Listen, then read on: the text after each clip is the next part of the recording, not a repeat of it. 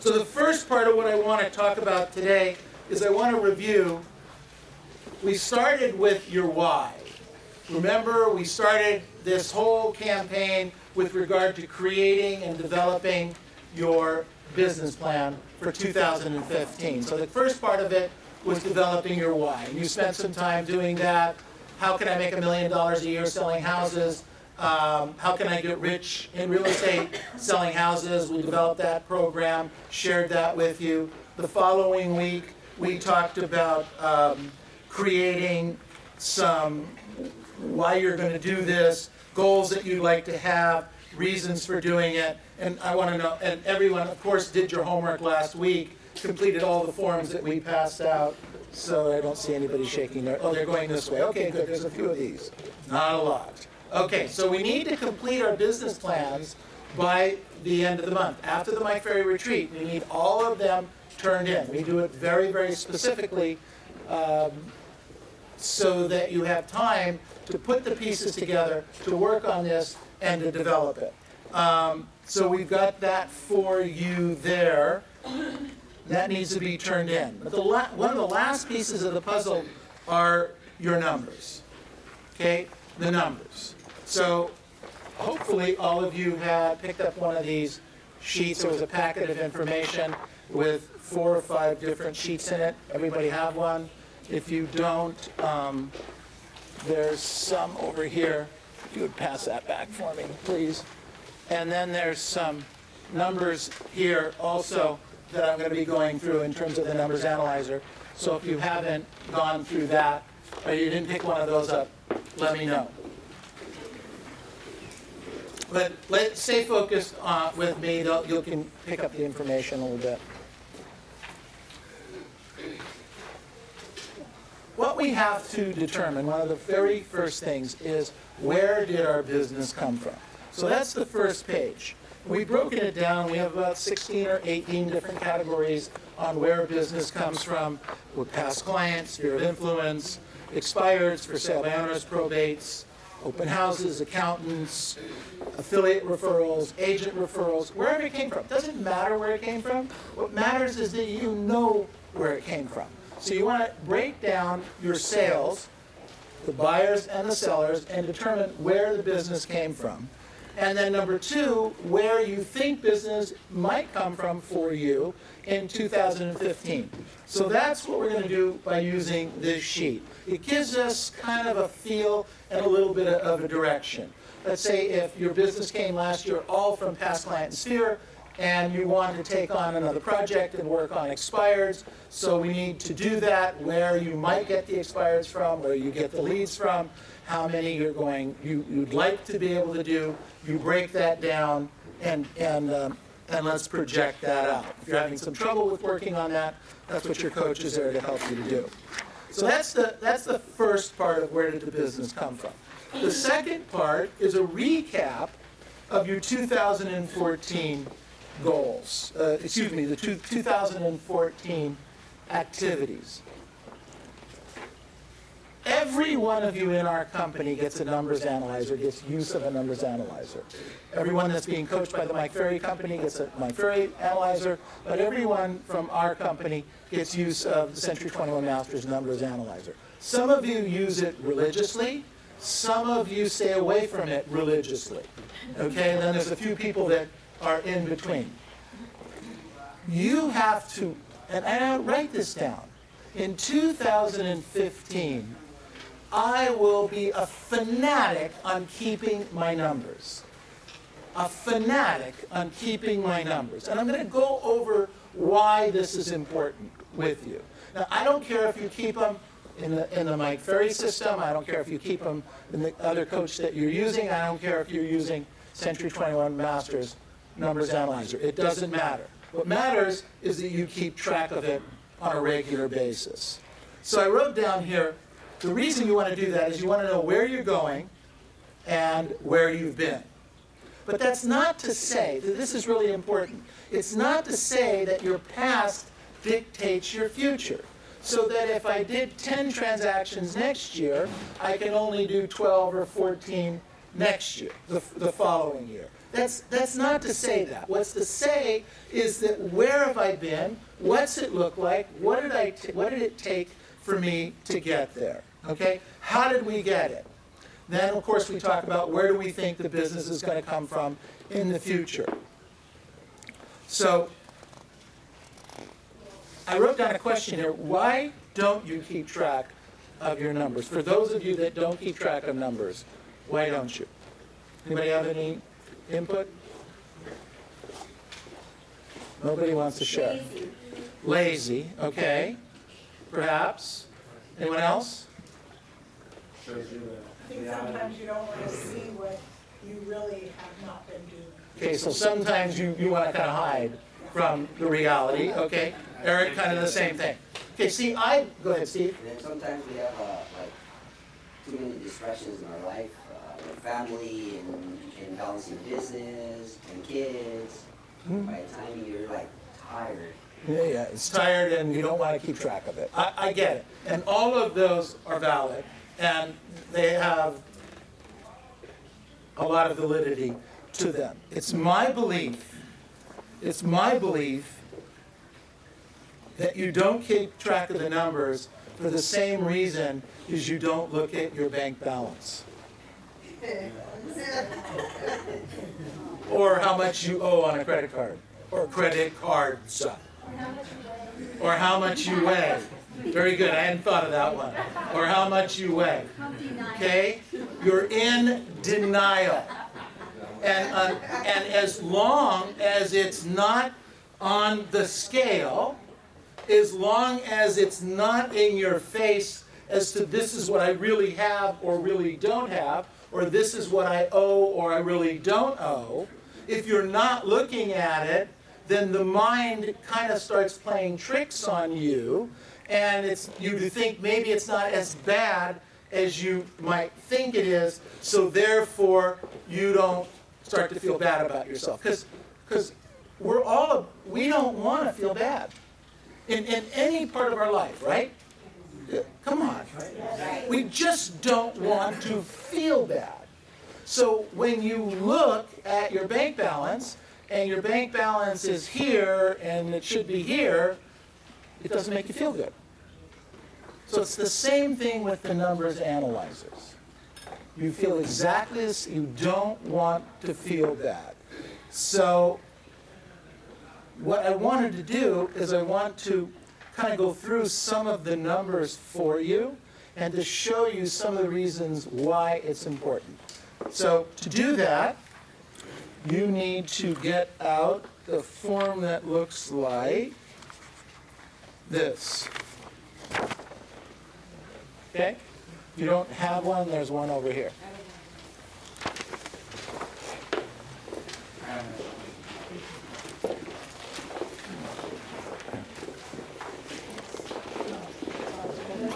Anyone? Yes. All yours. There you go. If we're out of copies, then we'll make you up another one. Okay, there's a few copies right here. That's what we're looking at. There's two sheets of that. There's Agent A and Agent P. This is very technical stuff.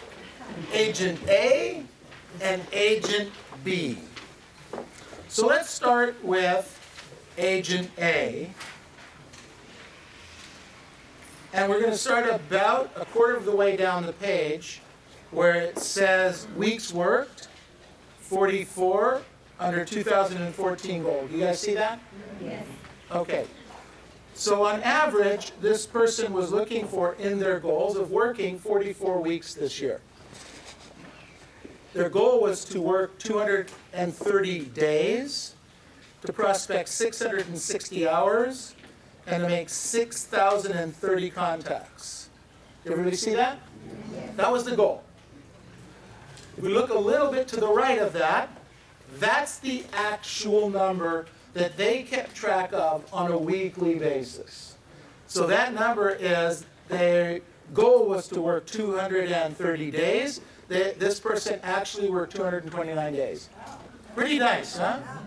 The goal was 230, they worked 229. It's pretty darn close. Their hours to prospect were 660 hours, that was the goal, and they actually prospected 381. So we're starting to fall off a little bit here, all right? Now, the contacts were 3,030 was the goal, and they actually did 3,239. 6,030, what did I say, 630? Sorry. So what I wanted to show you on this is, first of all, keeping track of the numbers. Is that valuable or not? Okay, so why do you think keeping track of those numbers for that agent has value? Talk to me. Shows them where they're weak. Shows them where they're weak or they're falling off a little bit. Okay, good. What else? The bottom line is income. Well, the bottom line is their goal was to make $500,000, and they made $188,900. Now, in our world, ladies and gentlemen, if you make $190,000 for most of us, is that a really bad thing or what? It's not bad, right? It's not bad. It's not bad. $500,000 is better, but $190,000 isn't horrible. But what I want to show you here is kind of an interesting thing. This particular agent did 3,239 contacts for 14 closed transactions. You guys with me?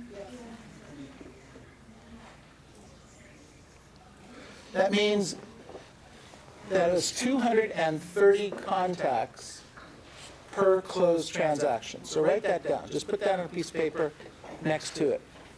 What did you say? 230 contacts for a closed transaction. That's based on their efficiencies. Not a good efficiency, not a bad efficiency, their efficiency. Okay? 230 contacts. So every 229 people that they talk to, they would get a closed transaction. That's the concept. All right?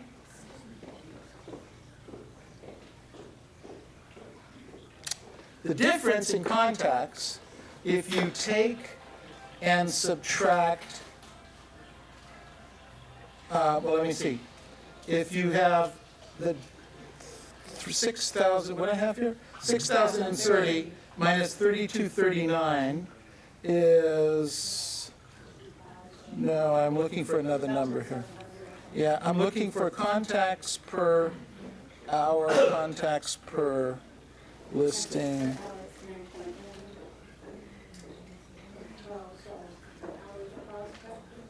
No, so look at the contacts per day. At the top, second line down. The goal was 26 contacts per day. You guys with me? Yes.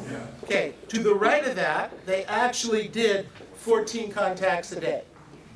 Okay? So let's put this out there. And that got $180,000. What if the client did 6 contacts, the agent did 6 contacts more per hour? Okay? Now, let me ask you guys a question. Is there anyone here who couldn't do 6 more contacts per work day? So, you couldn't? Good. Okay. So we're having you do 14. 14 is what you did all last year. Okay? Hear me out. I'm asking you to do 6 more per work day for 229 days. Is there anyone here who couldn't do 6 more a day? No? Let me share with you the number. Those 6 contacts that this agent didn't do would have been worth, over 229 days, would have been over 1,300 more contacts. And those 1,300 more contacts, divided by the 230 contacts per closed deal, would have been worth 6 more closed transactions. 6 more closed transactions. multiply 6. Now, here's what's interesting. This particular agent, if you look down 1, 2, 3, 4, 5, 6, 7, 8, 9, you look down 10 numbers under goal, it said the average closed commission was 11,001. You guys see that? But this agent did a better job and didn't get 11,000 per closed deal. She got $13,000 per closed deal. So on the 6 more deals, she's no more efficient, no better. Her scripts and dialogues were as good as anything else over the period of a year. This person would have made $80,000 more for doing 6 more contacts per work day over a period of 12 months.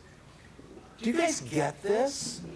80 grand would cover, in most of our cases, all of our business expenses and then some, and still have a bunch of money left over. You guys, is that amazing? Yes. 6 more contacts per work day. So A, you need to keep track of the numbers to be able to have this conversation. And then B, you have to keep watching what the differences can be. 6 contacts. 6 contacts worth $80,000. Do you think she was upset? How about furious? Because it also made the difference between 188 and not making Centurion.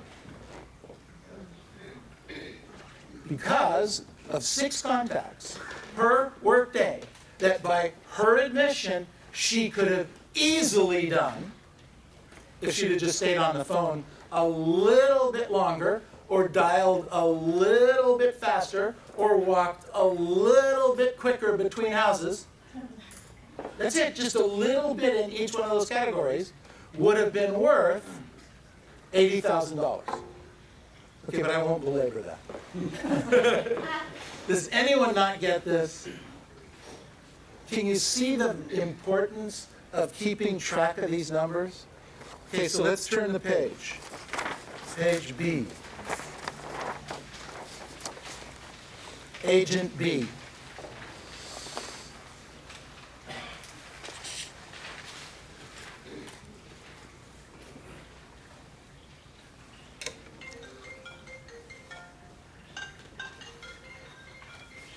So here's an interesting difference.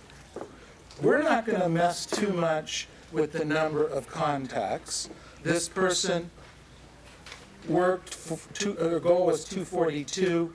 They did 276. Their prospecting hours were 968. They did 765. Look at the contacts, 7,744 contacts, and they ended up doing, was the goal, and they ended up doing 6538. Not a big difference, agreed? Not a big difference in this. But if we go down here and we talk about listings taken versus appointments gone on and listings sold, those are big discrepancies, aren't they? Do you guys see what's going on here? So they're not that efficient. They put in the days, they put in the time, they put in the hours, and they're making the contacts, but they're not that efficient. So I did some numbers here. Right now, they're getting 47% of the listings taken. So they go on 44 listings, and they take 22. Minimum standard for any agent is what? 50%. And this one's at 47%.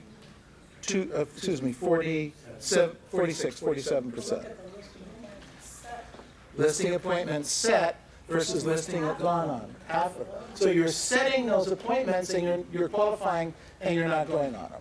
Okay? So we're running into those kinds of issues. So what I did was I took the 46%, which was giving me 26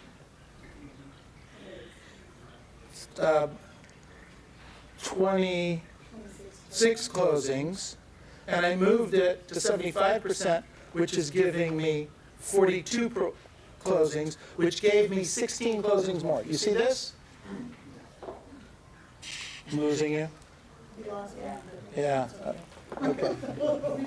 So I'll go over this with you as individuals if you want to. What I'm sharing with you is the more efficient, just grab this concept, the more efficient you get in the work you're doing, the more deals you're going to end up with, okay? And if I can get you a little bit more efficient, you're going to make 2, 3, 4, 5 more transactions for the same number of effort. For the same effort. That's what we're talking about here. So we want to absolutely keep track of these numbers. Any questions on the numbers and any questions on keeping track of them? So, why do we keep track of our numbers? Sorry? To know where we are and what? And where we're going and how to improve on this. So part of the business planning effort has to be, even if you don't completely understand why you're keeping track of the numbers, and some of us have a little bit more challenge in that area than others, it's okay. Make a deal with me. You keep track of the numbers. Okay, you do your job there, even if you don't completely understand it. And I promise you, myself, Diane, Bill, or Bob will walk through those numbers with you and take whatever time is necessary for you to get it on why it's important to hold on to it. Fair enough? Yes. Fair enough? Okay. So those are the things that we need to be working on. So let's draw a line here. How many of you are going to the Mike Ferry event next week?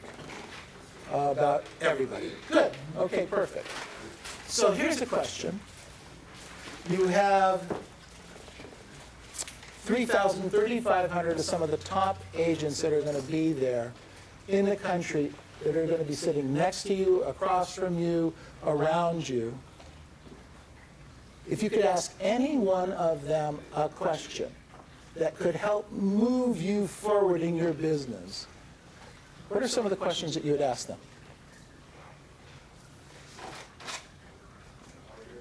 Go ahead. How can I tie my goals to prospect? Okay, so how do I tie my goals to my prospecting so that I understand the gap or I understand what's going on? Good, so make sure you write that down. Okay, write down. Okay, good, perfect. Okay, go ahead. I would ask, what's their morning routine? What's the morning routine? Okay, good, because Because that's very important to who? to me. Ah, okay, good. Then you feel that at some level your morning routine isn't working at the highest level right now. Oh, no, it is. Oh, No, but I would like to know an example from the companies. okay, good. I do my job with that, but. I know you do. Get better. Right. But I want to challenge you, just for a second, to ask a better question. Don't have to do it right now, but I want to challenge you to ask them a better question, because you're actually very good at your morning routine. Okay? All right, what else do you want to learn at this event? You have 3,000 of some of the top agents in the country. Tess?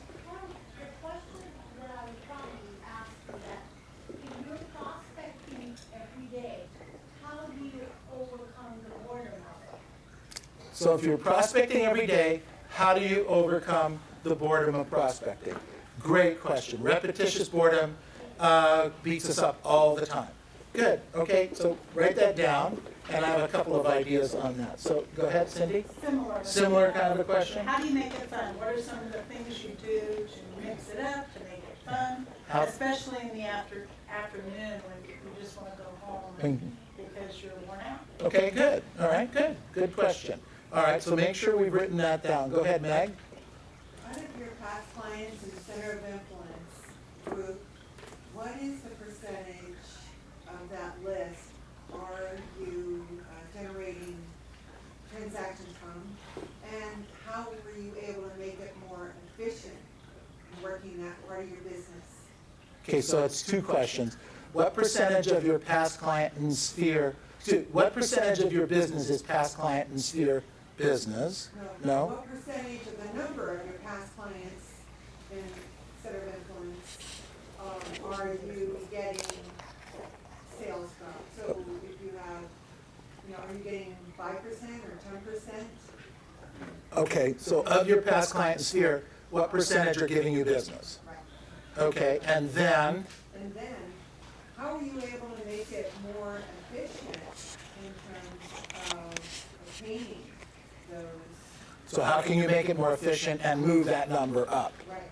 Okay, good, great question. Make sure that that's spelled out very specifically, because I'm going to give you all an assignment here in a minute that'll tag on to this. What else? Virginia? How do you take your leads and do an effective follow-up system with all of the activities? How do you fit that in with the door knocking and, really. How do you get it all done? Neil and Bill and Diane and Dave, or Bob are giving us all this crazy stuff. I got this list of things to do, and how does it all fit in? Great question. Great question. So what I like to do, I started this, and we have to go to advanced script class now, but I started this in part so you that didn't ask the questions could hear the questions out there, and you might be able to formulate a question off of those that will give you something to ask, and then to help those that were asking the questions to make sure that they were focused and concise in asking the questions. Because here's the homework assignment. You have 3,000 agents there, and you want to ask these questions of those 3,000 agents. That's physically impossible, and we don't know who knows the answer to this versus who knows the answer to that, and who's better at this and who's better at that, right? Say yes. Yes. Here's your homework. At this event, there will be about 40 guys and gals wearing blue coaching ribbons. Okay? They are coaches for the Mike Ferry organization. All right? And all of them have anywhere from 10 to 50 people in their groups. And they're intimate, they're very intimate in their knowledge of what's working and what's not working for those people. So this is why it's very important that you focus your question, because you're going to go up to these coaches and you're going to ask them in your group, who has had the biggest influence? Who's done the best with their past client and sphere? Who has, and then you fill in the blank if it's a morning routine. Who had the worst morning routine and is doing the best job with it? Who is doing a horrible job with their past client sphere and is doing a spectacular job with it now? And go ask these coaches to give you 1, 2, or 3 names. That's all they're going to have, because out of 50, 60 people, the truth is there's only 1 or 2 that have really made a great movement or an impression on the coach that they're good in that area. You guys with me? Yes. So now you take 3,000 people and narrow it down to 40, and they've all got a tag on, so we can find them. And then you ask them the question. Do not be embarrassed to ask the question. If you want, just say, Neil, my coach said, and that should stop a few of them anyway. A few might run. By the 44th question, maybe they're going to run. But ask them your question. And they'll steer you. It'll give you a name or a person or someone they know that does a really good job in the question you're asking. And your job then becomes to go find those people at the event.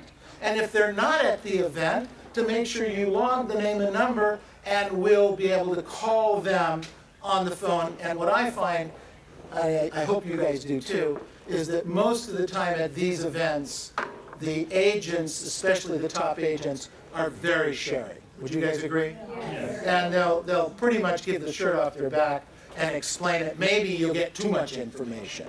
but it's better to have too much information and be able to sort through it for yourselves. So that becomes your homework assignment.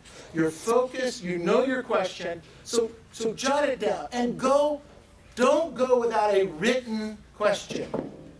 Because if it's not in writing, you're going to forget it.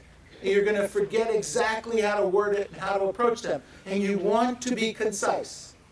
And you want to make sure that you ask as many as you can. And remember, the one that's over there talking to somebody else and you don't want to bother them, and you're just kind of shy away, because that's what we tend to do, because we don't want to bother anyone.